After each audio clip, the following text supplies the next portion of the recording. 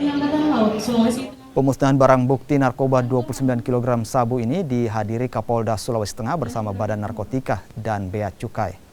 Selain telah memiliki ketetapan hukum, barang bukti ini sebelumnya telah dilakukan pengujian sebelum dimusnahkan. Barang bukti sabu 29 kg ini merupakan hasil penangkapan pada bulan Desember 2021 dengan 5 tersangka. Kelima pelaku menyelundupkan sabu dari Malaysia dengan menggunakan kapal nelayan dan ditangkap di Kabupaten Donggala. Selain itu, polisi juga menyita senjata rakitan dari para tersangka. Kini, kelima pelaku terancam pidana hukuman mati atau hukuman seumur hidup.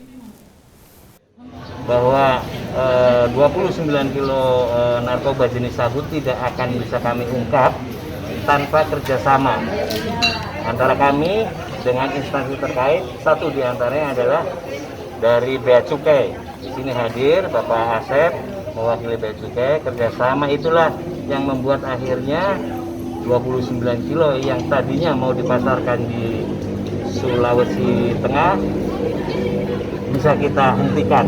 Paling tidak kita bisa menyelamatkan sekitar puluhan ribu jiwa